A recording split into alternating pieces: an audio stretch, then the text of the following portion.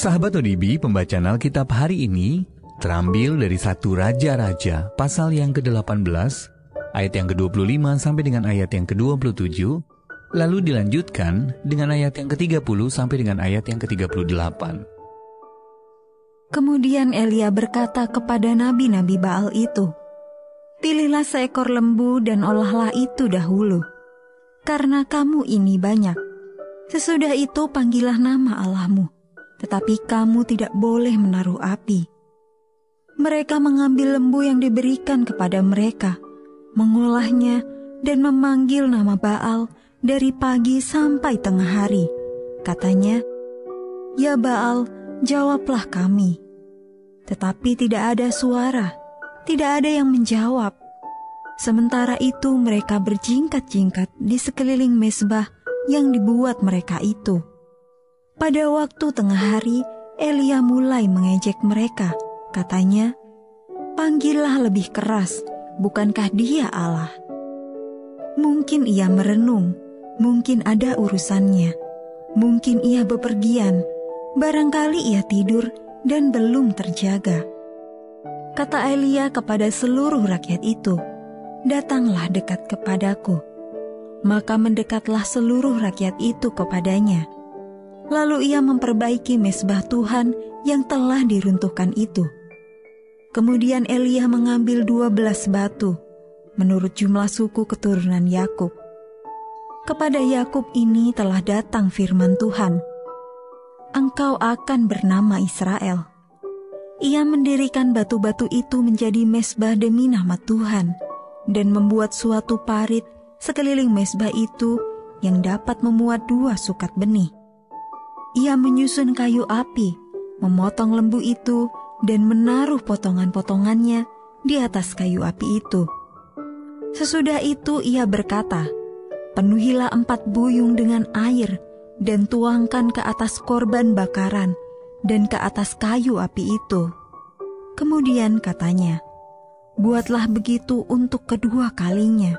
Dan mereka berbuat begitu untuk kedua kalinya. Kemudian katanya, "Buatlah begitu untuk ketiga kalinya." Dan mereka berbuat begitu untuk ketiga kalinya. Sehingga air mengalir sekeliling mezbah itu, bahkan parit itu pun penuh dengan air. Kemudian pada waktu mempersembahkan korban petang, tampillah Nabi Elia dan berkata, "Ya Tuhan Allah Abraham, Ishak, dan Israel, pada hari ini biarlah diketahui orang bahwa Engkaulah Allah di tengah-tengah Israel, dan bahwa aku ini hamba-Mu, dan bahwa atas firman-Mu lah aku melakukan segala perkara ini.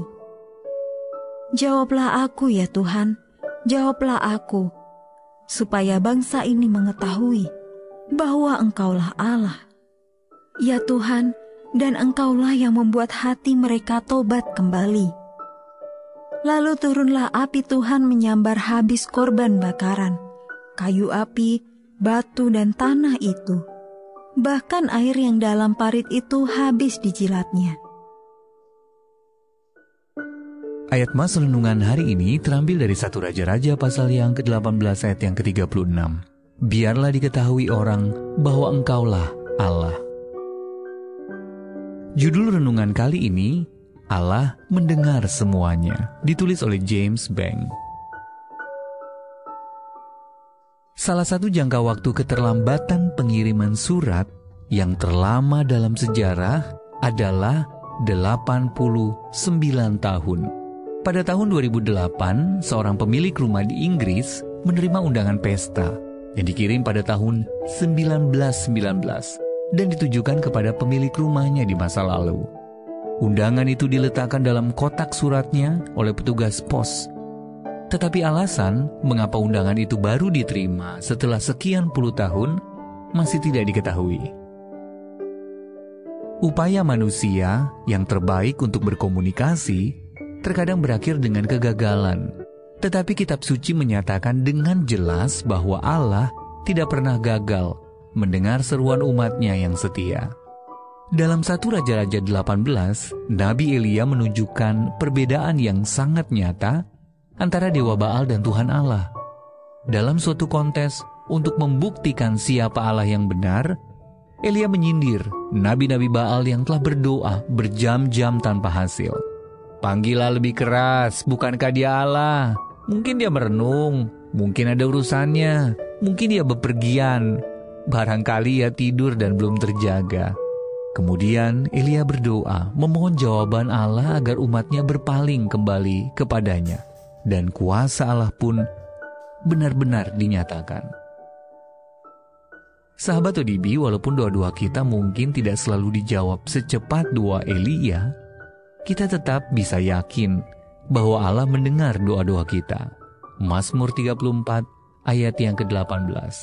Alkitab mengingatkan kita bahwa Dia begitu menghargai doa-doa kita, sehingga semua doa itu ditaruh di hadapannya dalam satu cawan emas, bagaikan kemenyan yang berharga. Wahyu pasal 5 ayat yang ke-8.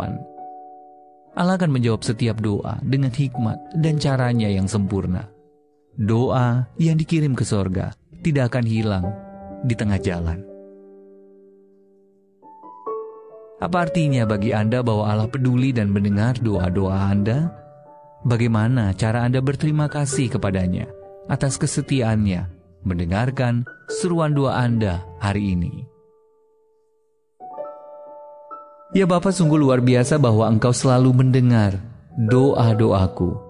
Aku memuji-Mu karena doa-doaku berharga bagimu. Mari kita satukan hati kita berdoa. Bapa yang baik, pagi hari ini kami menaikkan pujian syukur.